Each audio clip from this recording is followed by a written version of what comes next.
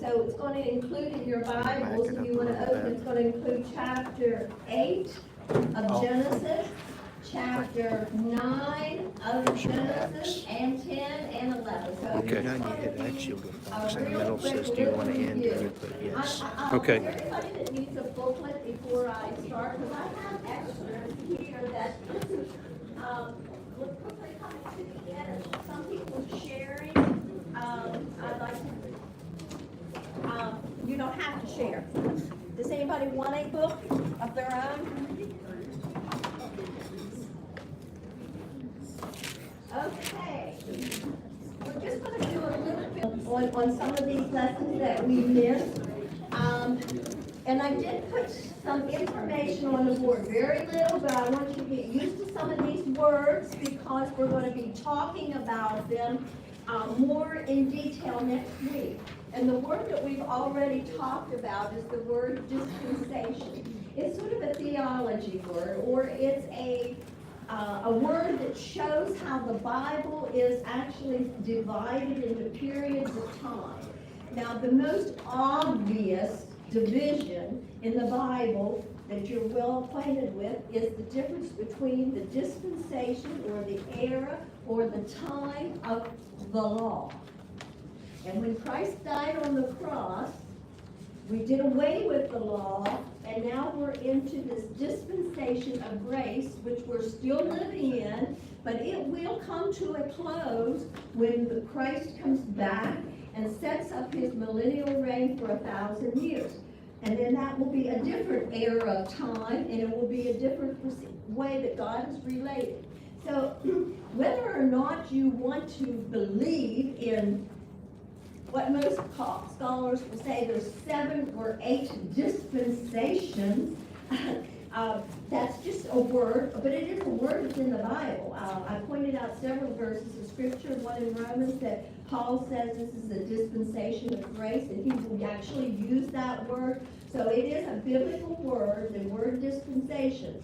But I am not too prone to really worry if you're believing actually 7 or 8 dispensations, but we're going to come to a point where we have to acknowledge that basically the dispensation or the era of time or the things that Adam lived under in the garden is quite different than what we're living in now, or it's different even after the flood. So we're going to be talking a little bit about dispensations, but why I put dispensations on is another word that we're going to find out that actually was in last week's lesson, and I plan to spend quite a long time with the word covenant, because at the end of each dispensation, God's going to make a particular covenant with the people.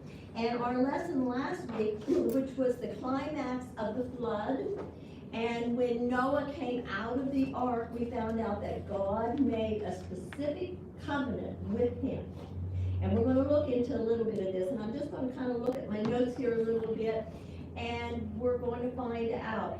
When Noah came out of the ark, and this was our last week's lessons, and I think you might find it maybe like page 75 of your booklet, but I'm not going to go through the entire lesson, obviously, because I want to hook up on today's lesson to spend the most of the time. When Noah came out of the ark, God pronounced a blessing upon him. In verse 11, I think it's chapter 8, verse 11, it says, "And God blessed Noah." But also, we're going to find out when Noah came out of the ark, when that dispensation, so to speak, was finished, he gave him some new and some different responsibilities than what he had given to Adam and Eve in the garden. So we'll talk a little bit. In the garden, Adam was told just basically a couple things. God says, I put you in this Garden of Eden, and now I want you to care for it, right? I want you to take care of the garden. He also said, I want you to multiply and fill the earth. And then he gave him one stipulation. He says, do not eat of the tree of the knowledge of good and evil. And and to care for the animals, take care of it. And we get that idea when he said to care for the And I know some pictures you've seen, some ideas has alluded to that fact that at that point, Adam was compatible with the animals. He may have talked to them, we know he named them.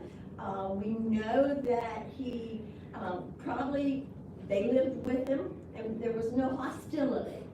That might be, a lot of people ask me the question, how did Noah get all those animals into the ark? Because that was the same thing before the flood, so they were more compatible. It wasn't like he had to get a lion and hog tie him to get him in there. They were compatible. The animals were compatible. And we're going to find out that that is one major thing that actually changed. So we kind of call that dispensation, or that time in the garden, the dispensation or the time of innocence, which at the end of that, innocent, when they ate of the fruit, the Bible specifically says they knew they were naked and they felt bad about that, or they lost the innocency about that.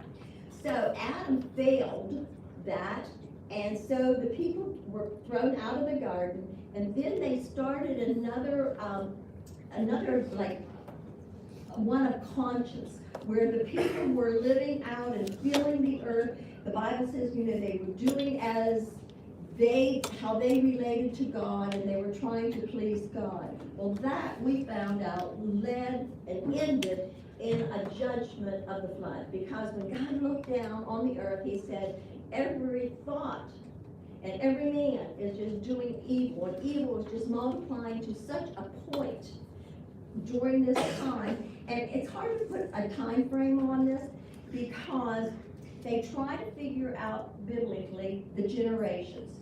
And so did the Bible skip some generations when it listed there, or all of them? So a time frame is like maybe from Adam 1,656 years before the flood. So you can see where the earth populated itself, right? We've been a nation for how many years? 200 plus years, and look at the population here. So the earth populated itself. And as God looked down, he saw only evil, and it said he was regretted that he even made the man. And so he decided that he would kind of start over again. He was going to destroy the earth, which he did with the flood. And that was our lesson, have been our lesson up to this point, where we studied about the flood and Noah time. We left off that way. Noah being in the ark, sending out the raven and the dove, and then landed. But when Noah landed on the ground and came out of the ark, God gave him some new responsibilities, and he made a covenant with him. Now, this word covenant in your Bible, from Genesis chapter 9, verses 8 through 15, this word covenant is mentioned 6 times in just that little bit. This covenant that God made. Now, we know what a covenant is. It's a pledge. It's a promise. Probably the covenant that you're more familiar with is a marriage covenant. When you are married, it is a covenant that is made before God and with each other. It's a promise. It's a pledge. So this covenant that God made with Noah is going to include some things. And I've written down real quickly about 4 or 5 things that it did. Now, two I want to point out real quickly to you. We'll go over this again. When God makes a covenant, it can either be a conditional covenant or an unconditional covenant. Now, the Garden of Eden was actually a conditional covenant, because if they had not have sinned, if they had not listened to the serpent, God would not expel them. So it was based on a condition. Now, the covenant that God made with Noah is going to be an unconditional covenant. And I'll tell you why. God said to Noah in one of these things, he said, I will never, ever destroy the earth again with a flood. That doesn't depend upon anything that Noah could do or wouldn't do. That even didn't depend on mankind getting evil again. He made a covenant. And he said, he actually, with the covenant, I'll even give you a sign, right? What's the sign? Rainbow. The rainbow. I will give you the sign of this covenant that no matter what the earth does, no matter how mankind turns to evil, I will never destroy the earth again with a flood. So we find out that that is an unconditional covenant that God made. But he also said to Noah, I'm going to give you, and this is just a quick resume of last week's lesson, I am going to give you some new and different responsibilities. So Noah and his sons wives comes out of the ark, they build an altar, they worship God, and God gives them this. First of all, he did say, I will never ever destroy the earth again with a flood. And secondly, it's the same as what he told Adam. I want you to be, multiply, and I want you to be, and fill the earth. Now, this is a little bit different. Number 3, he said, now I want you, and I'm going to give you dominion over the animals. And along with that dominion over the animals, I'm going to give you, to be able to eat the meat, did you catch that on that? Of every animal or the animals. So, when that covenant played out, man feared the animals feared man, and they were aggressive to each other. So this is really where it started. You're hunting a deer and he knows you're gonna kill him, so he's running. So they become aggressive. So this is very, very new. This is different. That God is leading man down this road, but this is one of the differences. Now, he did put a stipulation, if you caught that. He said you can eat the meat of the animal, but not when there's blood in the animal. Now, I don't know about some of you guys on this rare steak thing. I always ask for mine well done. That's not blood. That's not blood, Oh, really. okay. That's But not blood. that's a joke, yeah. But in other words, you don't eat an animal when it's chicken and live. The blood has to be drained. He gave a reason for that. He said because the life of flesh is in the blood. Then he took it even a step further, and he said, I'm going to now inaugurate capital punishment. A life for a life. Never before did God demand that. Obviously, when Cain killed Abel, he let Cain go, right? And did put a mark on him and so forth, but left him go. Now he said, I am going to establish capital punishment. He gave quite a few rules and regulations there about that. I know when I was junior year in high school, I did a debate on capital punishment. I was for it, boy, a very intelligent boy was against it. Boy, that was a heated debate. But then later, I found out that he gave his life to the Lord and became a preacher. So it was wonderful. But anyhow, there is a debate that's still going on now. Actually, it's really in the news right now because we just started a new form of lethal injection or whatever, close to that. Now, then the 6th thing he said this, I'm going to set my rainbow in the sky. And this is going to be a covenant between me and you. Well, after the flood, there started another dispensation, if you don't like that word, another way of ruling. And this is called human government. Human government. And we're going to find out today how it actually played out a little bit in this government that is now handed over. A little bit you see through this. When God gave this stipulation of capital punishment, a life for a life, you realize there has to be some sort of a government set up to determine, is this person guilty? And does he deserve a death penalty?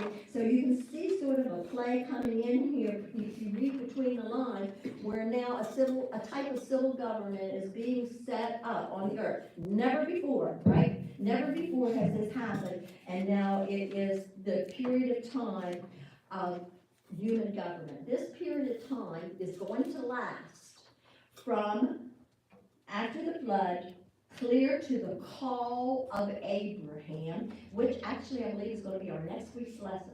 So the call of Abraham is going to initiate another period of time, and it's going to be called the period of promise, because God is going to pick out one person, and then he's going to promise to multiply him, his seed, bless him, They are going to be his people, and so we're gonna find out. So this is like a progression of time. It's a way of studying the Old Testament, so it basically kind of makes sense to you. Now, chapter 10, which our lesson isn't it there, but I have to mention it because it is what they call the Table of Nations. Starts out with Ham, Shem, and Japheth, the three sons of Noah, and how God chose them to go to different portions of the earth. Japheth to the north, which became the Gentile nations, which probably all of us are from. Shem, which is going to become the Jewish and the Arabic nations to the middle of that continent. And then Ham, who is going to be the Ethiopian, the African nations there. So he's what I wanted to only tell you about this because this gets very, very detailed. If you want to try to trace generations and try to put a time period on when did the Tower of Babel happen according to the time. So what I want to tell you that this chapter 10 is just an insert of things that's happening in 11. In other words, it's just an insert in there that's going to trace it clear down. Actually, it's going to trace it down. I think it ends with verse 32. These are the clans of Noah's son according to the lines of descent within the nations, from these nations spread out over the earth after the flood. So it's just a summary. So now we're going to go into chapter 11, which is our lesson today, which is the Tower of Babel. Now your lesson title on page 82 of your book called Stalled. And probably the first question you might have asked yourself, or I did anyhow, how did this lesson get its title Stalled? What in the world does that mean, stalled? Well, God said to Noah and to his sons to branch out, right? And to fill the earth. He sent Japheth this way. He sent Shem down this way, and Ham down a little further. He said, I'm going to separate you. I want you to branch out and multiply the earth. Well, they did at first, okay? It starts out in chapter 11 that they left. When they left, they went eastward. So they went in an easterly direction, and they started filling the earth. Now, what happens in chapter 11? We find at least a good group of them, probably not all, but a very big group of them became, what's your lesson title? Stalled. And they got stalled in this Mesopotamian valley, and there they grouped together. They became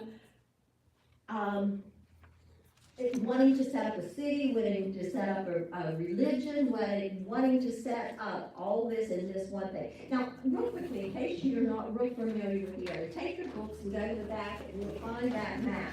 Now, the red that's in your back map, we will be talking about it later because it's going to trace Abraham's journey, okay? And that's what we're going to start with our lessons next week and continue in our new booklet coming up. We'll be talking about Abraham. But let me just give you a couple ideas here or a couple things to look at. If you see clear to the tip top of your book, you see Mount Ararat. That is modern day Turkey, really on the border between modern day Turkey and Iran. So it's those group of mountains that you see there, and you see Mount Ararat. And that is probably the place, or in those mountains, the Bible does specifically say that the ark came to rest on Mount Ararat. What mountain, we're not sure. They think they have dug and been able to, kind of pinpoint it. But it's a whole mountain range there, almost like our Appalachian Mountains that would go from, New York down to at least North Carolina, Georgia, that range. So it's sort of like that kind of a range there. They think they have found where it is. So you know how you see Mount Ararat. What do we know there? Okay, Noah settled there, and he came out, and God said, however long he spent there, then God told him to go and populate the earth and send the sons in different directions. Now, we're finding out that there's a really nice fertile valley, called the Mesopotamian area. And it is a fertile crescent.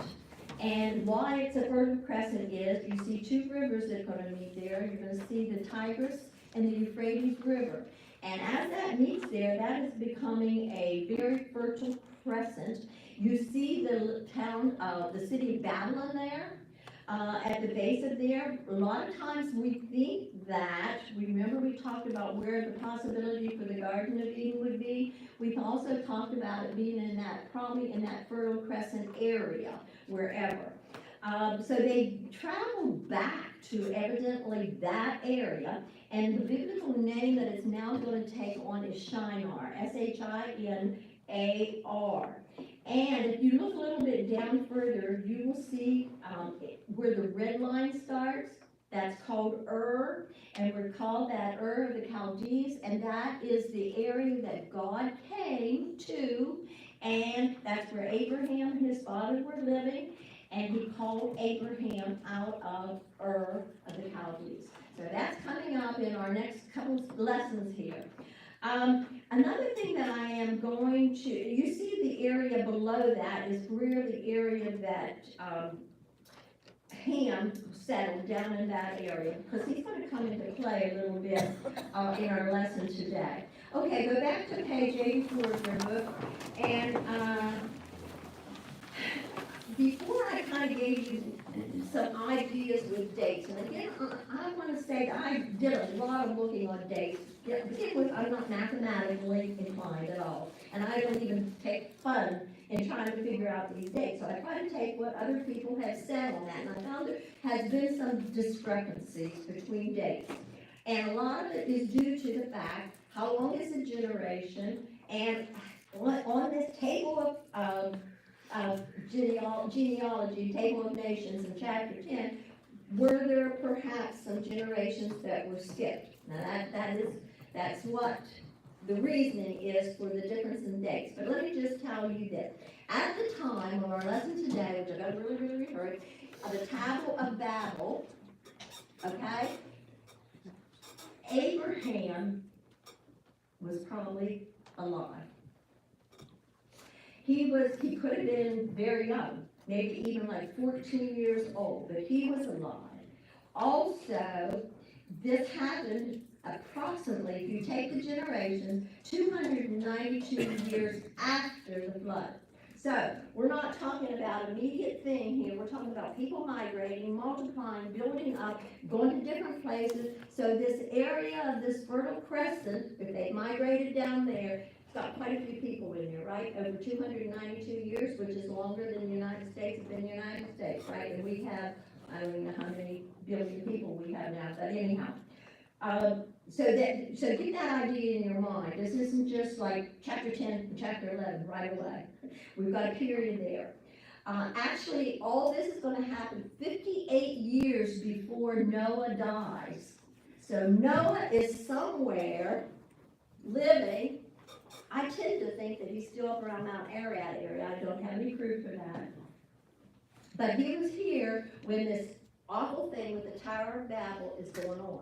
Okay, how many miles is that? 500-600 miles for difference between Ararat and Shinar or the Babylon area. Of course, no mail, not even a Pony Express.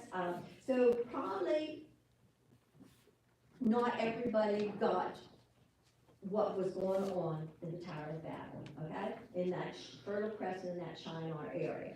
Because if this is true that 58 years before the flood, before this, Noah had just died. So the dates are not precise.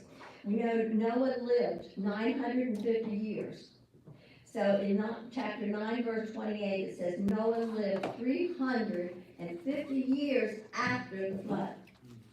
So Noah just didn't die. He lived to see all this, or a lot of this that we're talking about. 78 years after Noah died, Abraham was called, which we're going to get into next week. He's going to get the calling. So this new dispensation, or this new time is going to come only 78 years after Noah died. Okay, and it said Noah died 2 years before Abraham's birth. Okay, so our lesson today is called Saul, and that's where it gets its name from, because they apparently obeyed God's command to spread out, but then they got stalled down here in this Fertile Crescent. Let's read all verses 1 through 9 through your book, and then we'll go back and talk just a little bit about this. Verse 1, page 84. The whole earth had the same language and vocabulary. As people migrated from the east, they found a valley in the land of Shinar, and they settled there. And they said to each other, "Come, let's make unfired bricks." They used brick for stone and asphalt for mortar, and they said, "Come, let's build ourselves a city and a tower with its top in the sky. Let's make a name for us, otherwise we will be scattered throughout the earth." All right, let's flip over to page 87, verse 5. Then the Lord came down to look over the city and the tower that the humans were building. And the Lord said, "If they have begun to do this as one people, all having the same language, then nothing they plan to do will be impossible for them. Come, let's go down now and confuse their language, so they will not understand each other's speech." Page 88. So from there, the Lord scattered them throughout the earth, and they stopped building the city. Therefore it is called Babylon, for the Lord confused the language of the whole earth, and from there the Lord scattered them throughout the earth. Amazingly, this is the only biblical reference to the Tower of Babel. 9 short verses is all that we have, that's all we can draw from. So everything that we know, or can surmise, or can sort of read between the lines and figure out, is all right here in 9 verses. Now that's not very much, is it? Because that's something you've all heard about. You all are familiar with the Tower of Babel. So let's go back and kind of look at a little bit, and then I'm going to end up with some ideas from some outside sources other than the Bible. I want to make sure you know that this is the only place in the Bible. I did research that, kept asking questions. Is it mentioned in any other place in the Bible? It's not mentioned in any other place. It's solely in these verses 1 to 9. So this is all that we literally can know about the Tower of Babel, is from verses 1 through 9 of Genesis chapter 11. But let's go back and kind of look a little bit. In verse 1, it says simply that they were one language. So when they left the ark and they started to multiply over those hundreds of years that it took, they all spoke the same language. They understood each other, they got together, everybody had that same language and vocabulary. And in verse 2, it says they actually migrated eastward. If you look at your map, it doesn't look like too much eastward. It looks like it's almost directly south. But from the mountains there, they went in an easterly way. Their compass pointed east, let's put it that way. Because they didn't really, at that point, go really far eastward, which would be into India, China area over there. But they went that direction east. And it says, as they went eastward, they found a valley in the land of Shinar and settled there. Now, all indication is that land, like I said, being fed by the Tigris and the Euphrates River, was what they called, I think they still call it the Fertile Crescent there. And it was a very lush place. That's why a lot of people think the Garden of Eden was there, because those are 2 of the names of the 4 rivers that are named in Genesis to try to identify where the Garden of Eden is. The other 2 are not possible. We can't find the 2 names, probably because they were destroyed in the flood. And so you just have the Tigris. So in that general area. So they were like almost like coming back home, or coming back to a lush, a fertile crescent where they were able to plant, harvest, and live a nice life there. In the book of, a little bit later, we're gonna find out Abraham and Lot looked down towards that fertile crescent, he said, oh, there's a lot of green grass down there, I'll take that land. So we have, other indications that was one reason why they went there. But when they got there, over a period of years again, let me tell you, it just didn't happen first.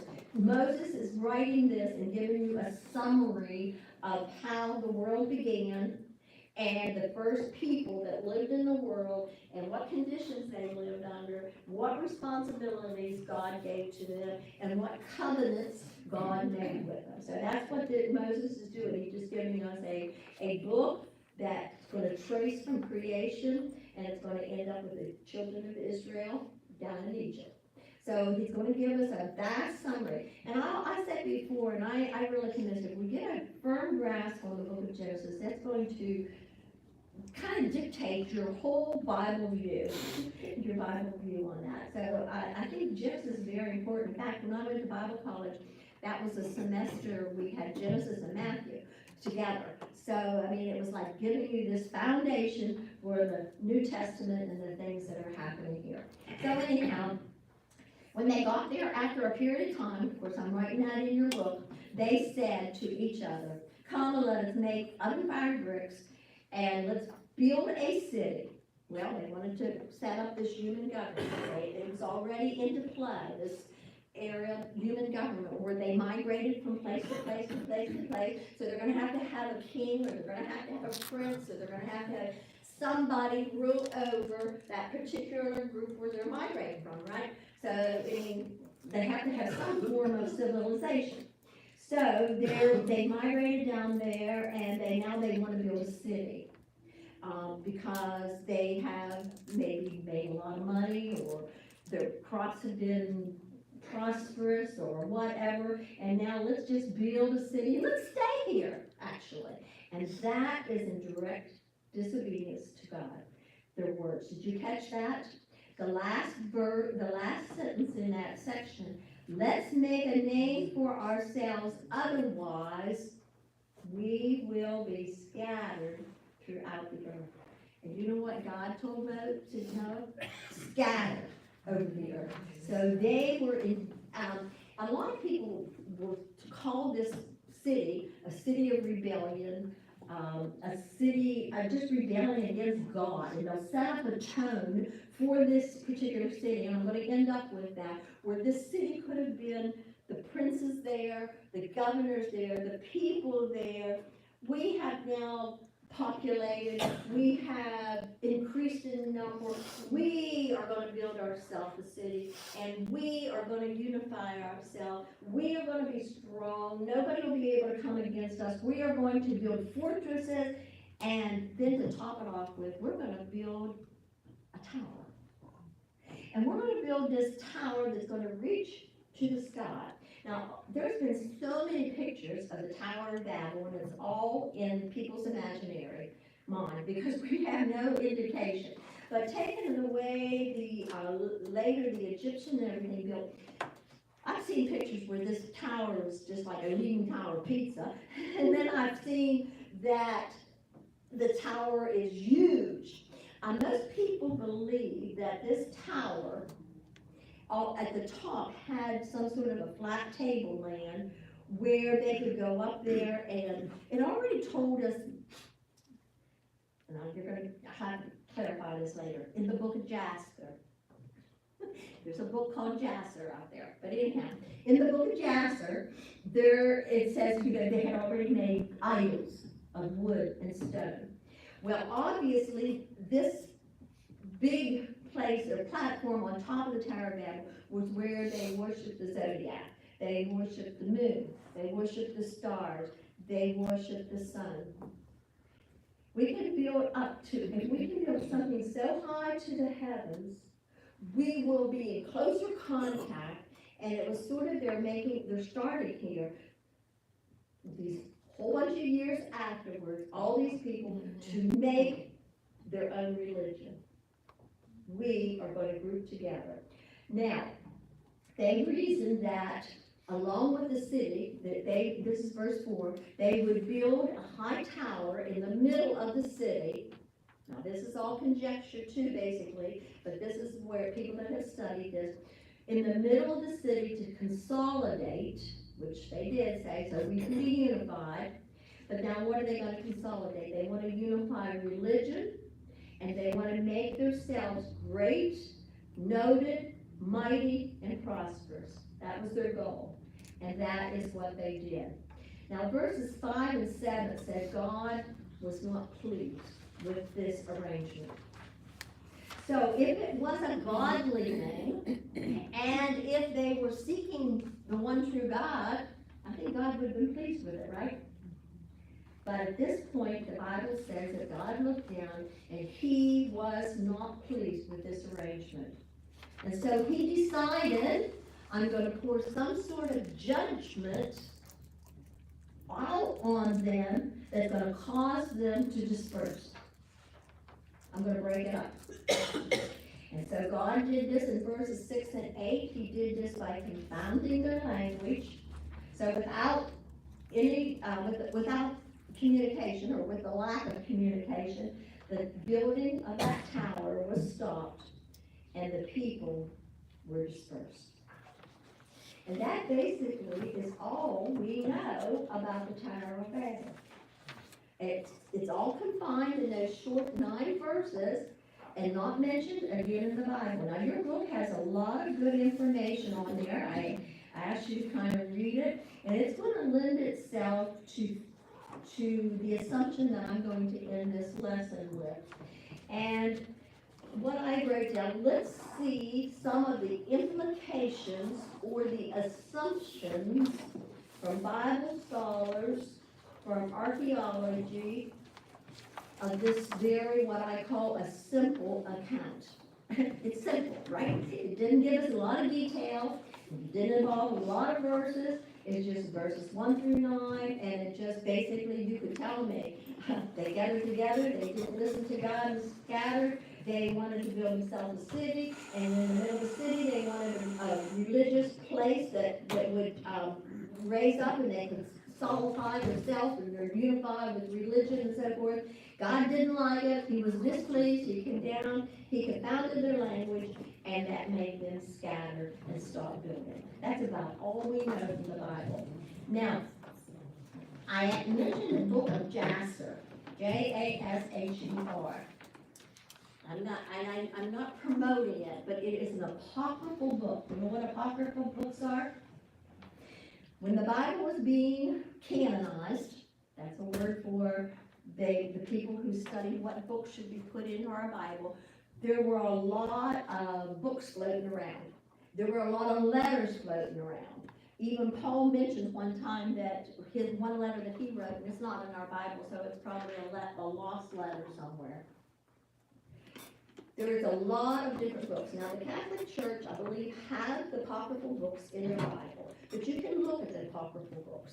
Actually, one prayer meeting night, we studied a little bit about apocryphal books, but I forget how many. I was surprised there was that many. I think there was like 50-some apocryphal books out there. They are writings of people, but as the Bible interpreters looked at them, they didn't find them worthy or didn't think they were inspired to get put in our Bible.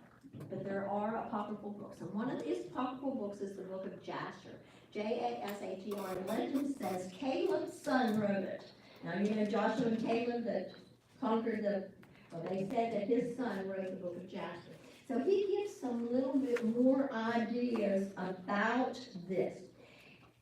Because in chapter 10, verses 8 through 10, I'll hurry here, 8 through 10, listen to this. Cush, who was Ham's son. Remember, Noah had Shem, Ham, and Japheth. Ham had a son called Cush. Cush was the father of Nimrod. Anybody ever heard of Nimrod? Okay, we're going to talk a little bit about him. Now, Nimrod grew to be a mighty warrior on the earth. He was a mighty hunter before the Lord. And that's why it's said, like a mighty hunter before the Lord. And now it's gonna say the first sinners of his kingdom is, anybody got their Bible open? Babylon, okay. And it mentions actually Eric, Akkad, and Calnad in Shinar. So we got that right there. And then from that land, he went to Assyria and he built Nineveh. Now, we talk about Nineveh when we talk about Jonah, don't we? So these are names that we're kind of correlating together, but it's way, way back here at the beginning of time. So there was a man whose name was Nimrod. He's also mentioned in the book of 1 Chronicles, chapter 1, verse 10 too, which is another genealogy. It's another book that's going to have the same genealogy as the book of Genesis, chapter 10 did. So, we're going to, this man we find, here's a little thing that we find out. This man called Nimrod quickly rose to be a leader, or a prince, or a president, or whatever you want to call him, a king.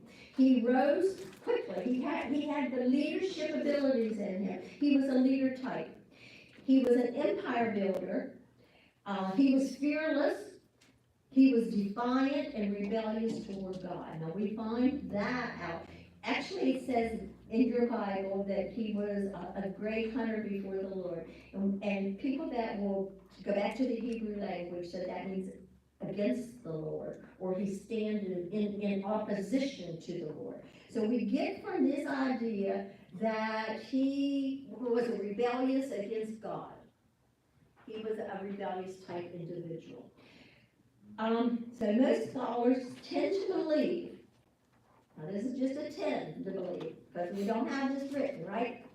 I want to make sure you know that.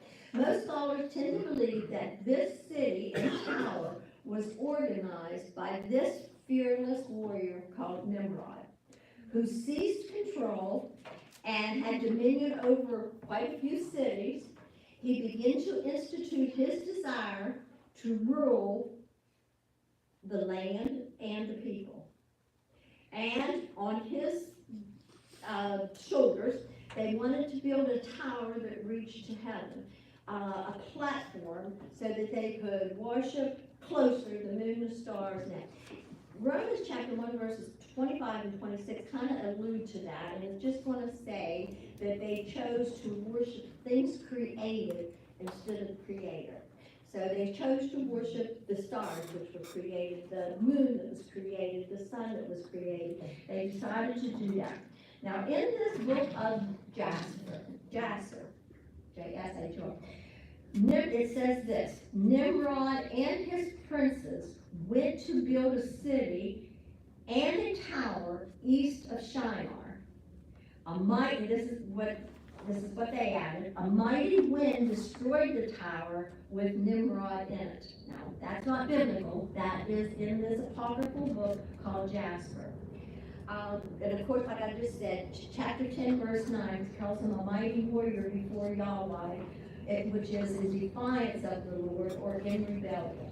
So God's command to scatter and fill the earth, the tower builders were going to do different. They were going to say, let's build a tower lest we be scattered. So they developed this civic plan, this human government, and made by human plans. God saw it come down, was displeased. He saw it come down, destroyed it by confusing the language, because God said, if we don't do this, there's nothing that these unified people won't concoct to do. So, therefore, this place became known as, now, after that, Babylon, taken from the word Babel, which is confused or confusion of language. So it's amazing that name has stuck to today, isn't it? And it's amazing that even Saddam Hussein, one of his goals was to build up that area of Babylon and make it strong again. So, what are our takeaways very quickly from this? Well, obviously God is sovereign. God has his eye on the world and its affairs. Even from way back here at the beginning, we can see that, can't we? God will judge rebellion against his commands, And therefore, we can trust God to fulfill his purposes. And I want to end with something that I saw in this. I saw another likeness in here that kind of goes along with the rest of that. And here's what I wrote. If Nimrod was the shadowy figure behind the building of the city and the tower, which was in rebellion towards God's commands, then it was once again an attempt of Satan to thwart God's plans. It was a foreshadowing even of the Antichrist, which we talk about today, who's yet to come on the scene, but is prophesied that he will come. What does he want to be? Or what is prophesied about him? He's going to be a world leader, right? His goal is going to be try to unify the people. He's going to promote a one world religion. He's going to promote a one culture, a one government, and he will be defiant against God. He will be fearless. He fears nothing or no one. He'll do this by overtaking Jerusalem, and he's going to settle an image there. He's going to require worship, and he's going to require identification to God and sail, or he's going to build a one world empire. So Satan, from the very beginning, hasn't changed his plans or his schemes a whole lot. And we're just seeing it played out step by step in the book of Genesis throughout the entire Bible. So just as God sent judgment on Babel, God again will come down at the end time, and he will judge the Antichrist and the people living there. And you know how? Jesus, the Lion of Judah, is going to come riding on a white horse, and a flaming sword will be out of his mouth, and God will regain the world in control, and then the 1,000-year millennial reign will begin, which again is another dispensation, because it's going to be in a different relationship. Everything's going to be different and new. So I hope you got a little bit of info out of these really brief 9 verses, right? That you can kind of work on. And any of you mathematicals, you can go into those tables and change your gears around and want to send me a bit, because I just am not good with that. And like I said, there is a variation here. Okay. Thank you. Thank you.